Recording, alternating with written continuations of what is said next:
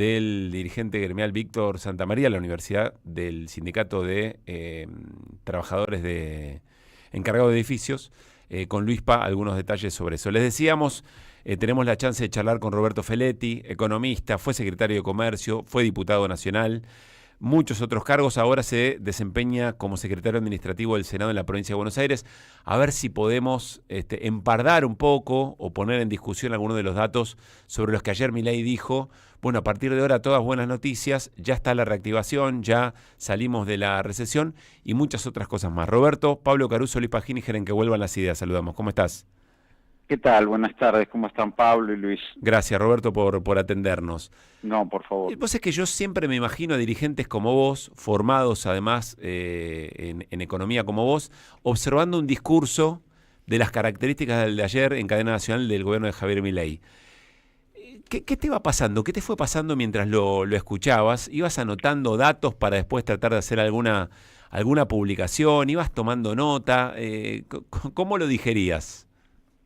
Mirá, la verdad que la sensación era una mezcla de indignación e impotencia porque el presidente estaba incurriendo en un conjunto de falacias y estaba además no generando una expectativa hacia futuro sobre el rumbo que va a tomar la economía argentina. De hecho, nosotros pues sacamos un tuit con los datos de la economía real, que son ominosos, digamos, sube el desempleo, baja el salario, tenés los propios datos del gobierno, este año la economía se va a contraer un 3,8%, el consumo privado 6,3%, consumo público 4,8% de caída, inversión 22,8% de caída. Quiero decir, los componentes de la demanda agregada, excepto las exportaciones, pero consumo e inversión, se desploman. El salario real, conforme a las cifras del Instituto de Cifra, cae un promedio de 7 puntos reales en los trabajadores registrados, la pobreza aumenta del 41 al 53%, son casi 12 puntos, tenés la indigencia que se duplica. Ahí hay una gran falacia del presidente, porque el presidente dice que la tarjeta alimentar y la asignación universal por hijo compensaron la canasta básica alimentaria. Uh-huh. Si eso hubiera ocurrido, la indigencia se debió haber desplomado, y sin embargo se duplica, lo cual es inexacto. Entonces vos lo que decís es, bueno, ¿cuál va a ser el rumbo de la Argentina? Si está en caída el consumo interno, si está en caída el proceso de inversión, ¿cuáles son los conductores de crecimiento de la economía? Y si hay conductores de crecimiento de la economía, ¿qué pasa con esta precaria estabilidad que se alcanzó? ¿No? Porque no hay dólares atesorados en Banco Central, la deuda se ha aumentado, y lo que tenemos es una estabilidad de precios, dólar y tasa de interés anclada con una fuerte recesión. Quiere decir que si vos salís de la recesión, bueno, veremos qué pasa con la estabilidad. Entonces, la verdad que la sensación es de una Argentina sin debate. Interesante esto, ¿eh? Una Argentina sin debate, es decir, sin contraposición de modelo. Y si hubiera un debate real, el presidente no puede dar ese discurso. Porque aun cuando él pudiera decir, bueno, hicimos un ajuste ortodoxo, generamos recesión, pero eso permite estabilizar. Pero ahora vamos a salir de este modo. Bueno, tendría una lógica, pero si no, estamos cayendo en un... nosotros salimos, dijimos lo que pensamos, estos números los dije yo ayer, ni bien terminó el discurso. Uh-huh. No hay un debate, no ves un debate diciendo, bueno, esto tiene un costo en términos de economía real enorme y la estabilización que se alcanzó sigue siendo precaria. ¿Por qué la estabilización? Varias preguntas respecto a lo que del escenario que nos planteas. Me parece motora la idea de que no hay debate y que por eso es posible discusión. Sí, me parece muy interesante. Pablo, ¿por qué es una estabilidad precaria? Bueno, es una estabilidad precaria porque vos, para alcanzarla, produjiste una recesión como la que la que yo te estoy planteando en términos de caída de consumo y de inversión enorme, donde además las importaciones se cayeron casi 20 puntos, o sea, se contrajeron 20 puntos respecto del 2023, las importaciones, Sí.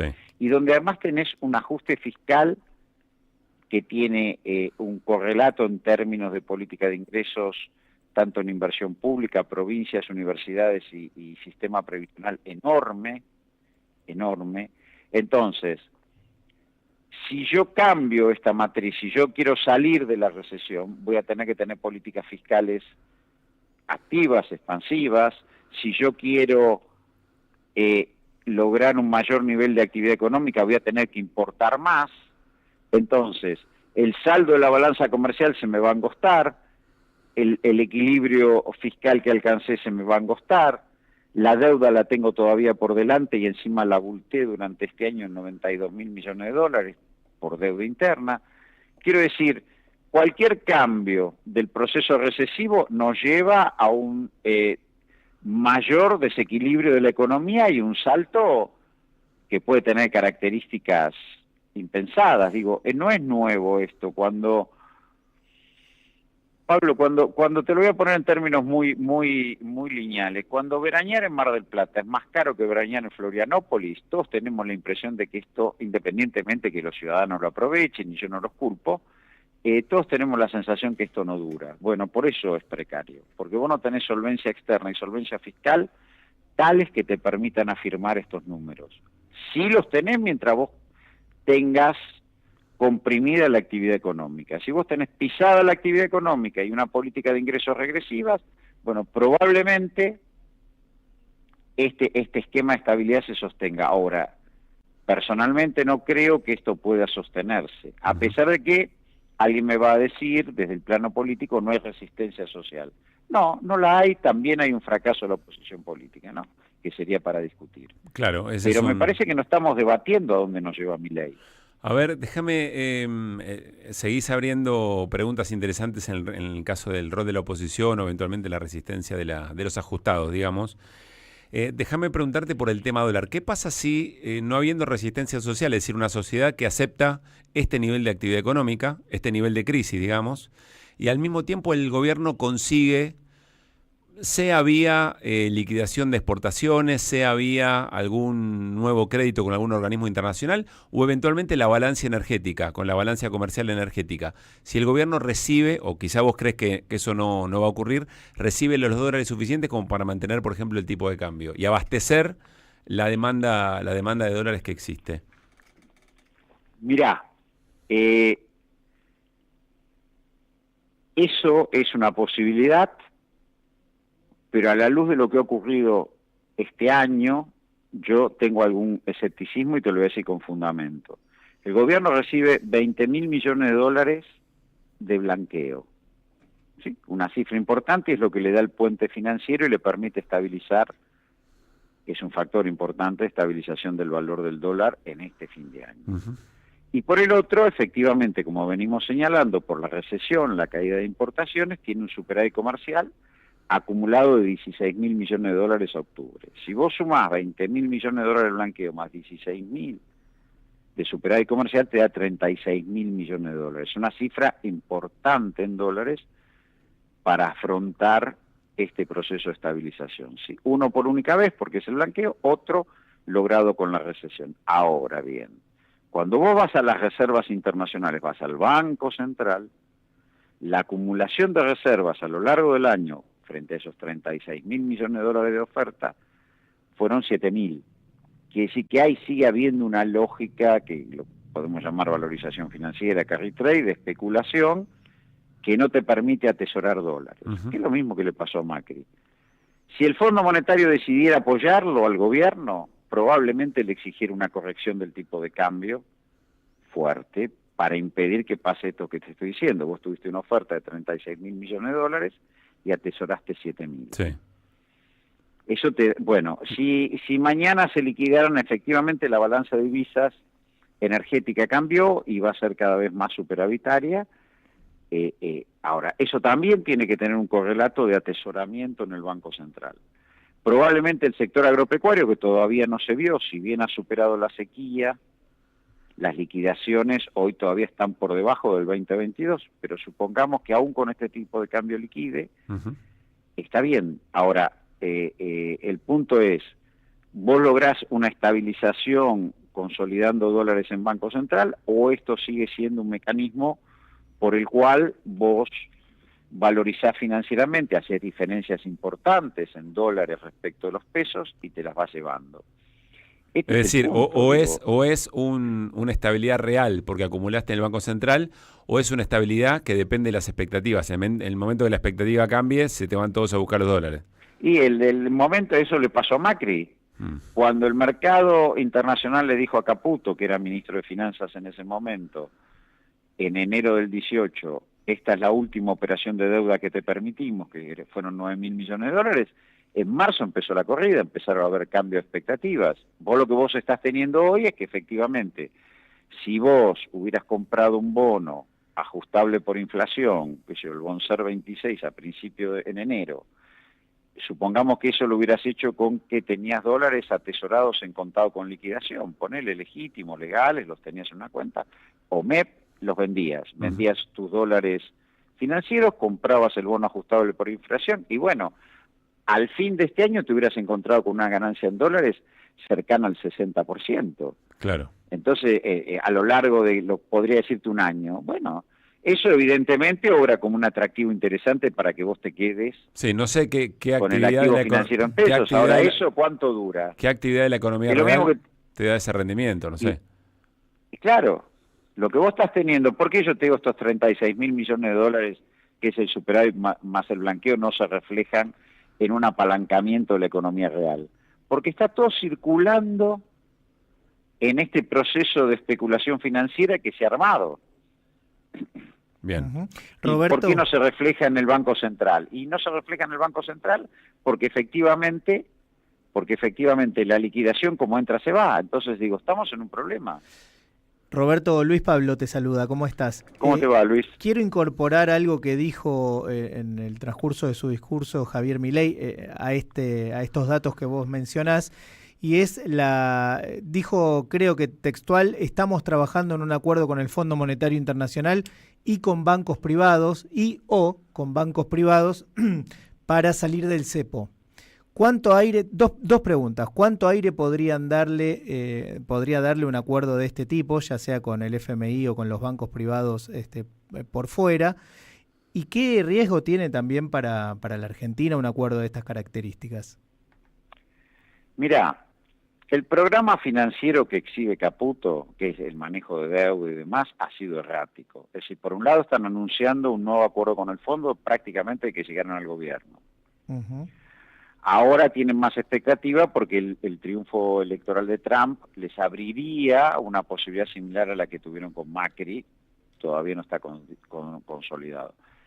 Sin duda, si se llegara a un acuerdo de mayor endeudamiento con el fondo pondría nuevas condicionalidades, una de ellas, como te digo antes, va a ser la corrección cambiaria, y probablemente una mayor desregulación y privatización de empresas. Eso es uno de los riesgos concretos.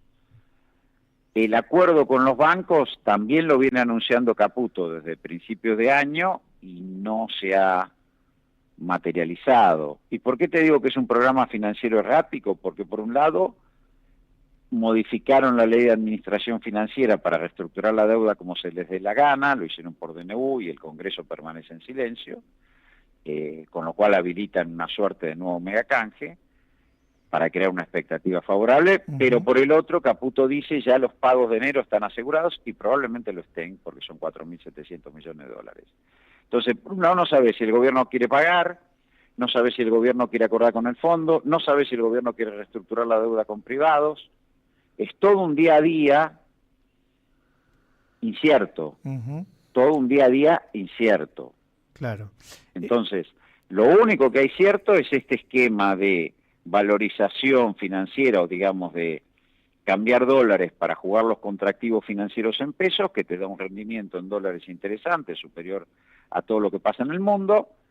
Y bueno, mientras eso funciona y hay la expectativa, porque están los dólares del blanqueo, el superávit se mantiene, bueno, este esquema funciona, pero hasta ahora lo único real es eso. Está claro. Y el vencimiento de enero lo han pagado en ese marco. Por ahora no hay ni reestructuración de deuda, ni acuerdo con el fondo, ni acumulación de reservas que te permita salir del cepo. Roberto, el otro... Eso es un... Sí. No, lo que te digo es que si vos hoy, por ejemplo, si dijeras $1 de paridad para dolarizar, si digamos el gobierno quisiera dolarizar, quisiera cambiar todo. Bueno, está hablando todo el tiempo de eso, ¿no? Ayer también ¿no? lo... Sí, bueno, pero ¿sabés cuánto es el dólar de paridad para dolarizar? 3.500 pesos.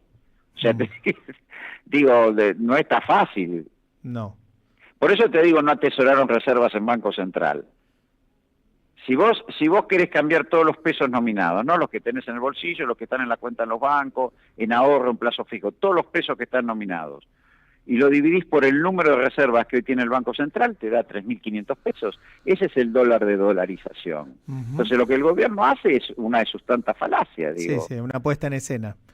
Y además no hay acuerdos con el fondo hoy, por lo menos visibles. Y te agrego una más. No está tan claro que la política económica de Trump vaya a favorecer a los países emergentes, ni por el proteccionismo, o sea, los aranceles que dice que va a poner, ni por el fortalecimiento del dólar, que probablemente lo haga subiendo la tasa de interés, ni por la política, si efectivamente la lleva adelante, de pacificación, donde seguramente un acuerdo con Rusia y el fin de la guerra de Ucrania va a poner otra vez a Ucrania en valor a producir granos, girasol y demás, y te va a bajar los precios internacionales. Entonces, la llegada de Trump, y esto ya pasó, implica baja de precios internacionales de commodities, suba de la tasa de interés de Estados Unidos y proteccionismo. Todo eso hace que el gobierno, con su política aperturista y de desequilibrio externo, se la termine chocando de frente. Digo, ¿por qué crees que el real en Brasil se devaluó 20%? Sí, claro. Porque Roberto, están anticipando esa situación. Quiero preguntarte también, hablando de puestas en escena, porque lo planteó así como un triunfo, ¿qué sentiste o qué pensaste cuando escuchaste lo de el salario promedio en $1.100? Y lo que sentí es mucho dolor, porque es cierto que, y esto pasó en la convertibilidad, en la estabilización cambiaria hay una revaluación del salario, ahora eso termina en desempleo, porque vos lo que vas a hacer es una apertura importadora que te va a llevar, sumado a la suba de costos internos en dólares, sobre todo la energía, que te va a llevar a una crisis de empleo que ya se está dando. La tasa de desempleo subió del 5,7 al 7,7. Y entonces, digo, yo lo que sentí es eso, porque lo que el gobierno nos dice es que hay una inflación en dólares del 70%. Entonces, eso me provoca una sensación muy, muy fea. El gobierno habla de el fracaso que fue el rechazo del ALCA como área de libre comercio, y habla de la importancia del libre comercio en un contexto donde el comercio internacional está retrocediendo, porque hay guerra en el mundo, porque hay crisis de hegemonía. No son los 90 donde el comercio internacional, en favor, si querés, de las políticas de mercado de ese entonces, se expandía. Hoy sí se está retrayendo. Entonces, me parece que no, vuelvo al tema de la falta de debate. ¿A dónde nos está llevando esto? Decimos que tenemos un salario elevado, importante, y resulta que el consumo baja. Entonces, explícamela. Claro. A ver, estamos charlando con Roberto Feletti, economista, está cumpliendo funciones como secretario administrativo del Senado de la Provincia de Buenos Aires, pero mucha experiencia, ¿no? Alguna vez me gustaría que podamos charlar largo. No digas experiencia porque suena vejez. No, para nada. Igual, de todas maneras, te digo una cosa, en esto de andar tirando gente grande por la ventana, estoy bastante cansado, ¿no? Me parece que hay enormes experiencias muy interesantes y dirigentes políticos formados de una manera que te pueden dar un discurso de punta a punta, y estamos viendo cada cosa en estos tiempos, pero está bien, te lo tomo y vale. No, te decía, es una broma, ya sé, para lo sé. porque... Lo sé. Iba a decir que alguna vez en Desiguales charlamos mucho sobre el rol de la Secretaría de Comercio, que a mí me parece estratégica, fundamental. Ojalá se Y pueda dar sí, esa charla también. mira, hasta febrero del 2022 y hasta la guerra, la inflación núcleo era por debajo del 40. Yo creo que la falta de programa frente a la guerra, bueno, también determinó mi salida de la Secretaría, pero fueron las propios disensos en el interior del gobierno, sí, claro. Hoy le dio 0,9 a alimentos y bebidas al gobierno. Bueno, es una discusión que algún día habrá, y bueno, no sé. No sé, yo no quiero entrar porque si no el INDEC mide mal, digo, está bien, vamos a ver, vuelvo al tema, baja la inflación, teóricamente los salarios se revalúan, sin embargo no estamos viendo un rebote del consumo. Entonces yo quiero, seguramente diciembre, si no lo hay, es un mes muy especial, pero es muy estacional, pero seguramente los números no son esos. Además, insisto, la convertibilidad también tenía una estabilidad muy fuerte y tuviste desempleo de 2 dígitos durante 12 años seguidos. Y eso desorganizó el mercado de trabajo. Cuando lo culpaban a Néstor de las políticas de moratoria, de las políticas de asignación universal por hijo, era porque le habían destruido el mercado de trabajo con la informalidad. Bueno, digo, cambiar inflación por desempleo no es una solución. Roberto, a ver, de las últimas, el gobierno habla y dice, bueno, ¿por dónde va a venir la reactivación? Y dice, entre otras cosas, que va a aumentar la inversión por el RIGI, por la baja del riesgo país, por la baja de impuestos. Hoy corrigió Sturzenegger algo que había dicho Milei ayer, pero eventualmente baja de impuestos, entonces va a aumentar la inversión. Y después te quiero hacer otra pregunta respecto a lo que dijo de las provincias, pero hasta ahí, ¿puede funcionar eso? Es decir, ¿puede venir inversión, más dólares a partir de estos elementos? Hasta ahora la inversión, dicho por el propio gobierno en el proyecto de presupuesto que presentó en el 2024, se desploma 22%. Entiendo que es una cifra, a veces nosotros muy generalistas no sabemos si es mucho o es poco. Preguntando me dijeron que es histórico el número. Es histórico el número, es una cifra enorme. Bueno, pero a partir de ahora, este año le consolidó eso, digamos. Teóricamente, ¿no? Vamos a ver los proyectos de inversión,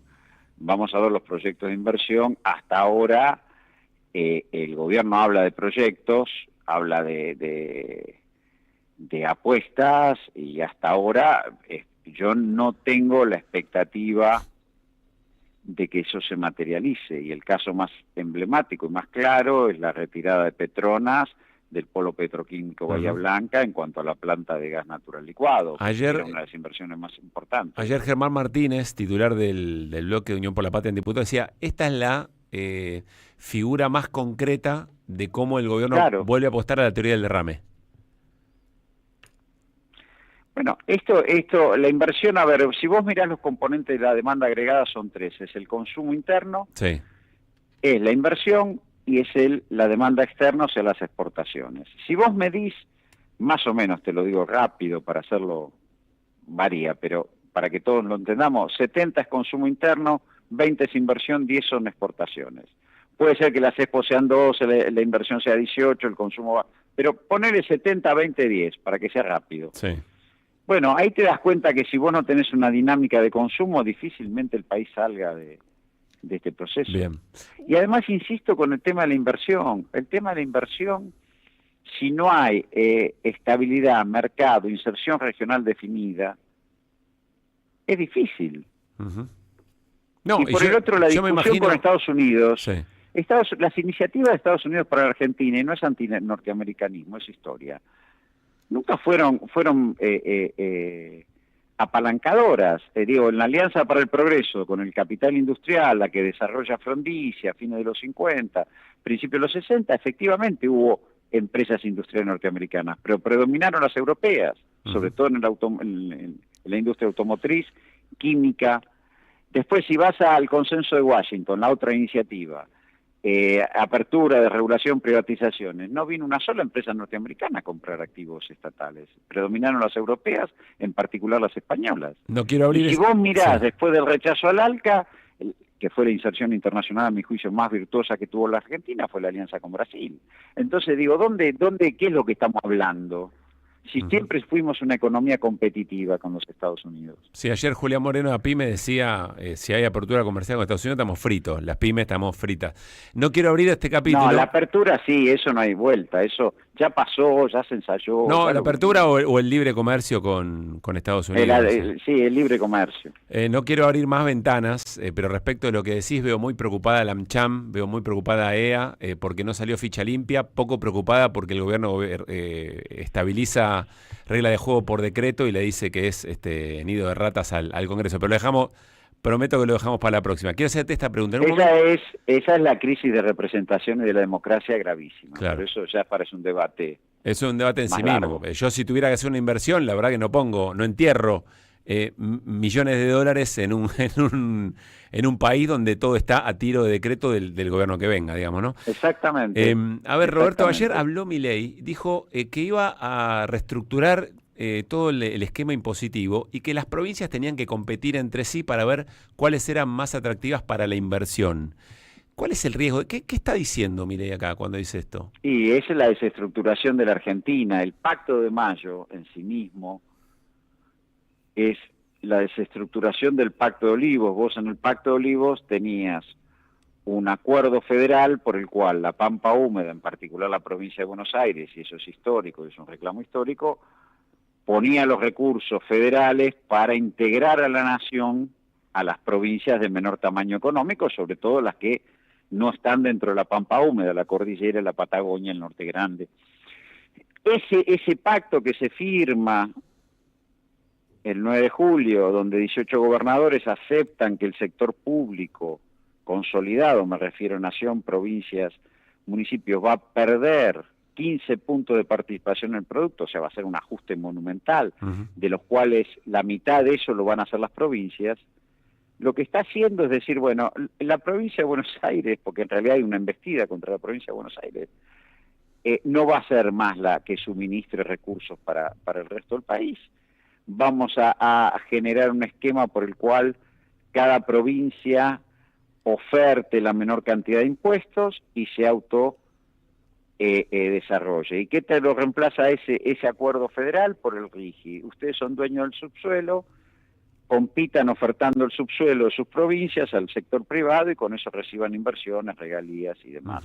Yo creo que vamos a una desestructuración grave de la nación. O sea, puede volver a aparecer la idea de provincias inviables. Pero sin duda. Y la que más van a tildar de inviable es la provincia de Buenos Aires.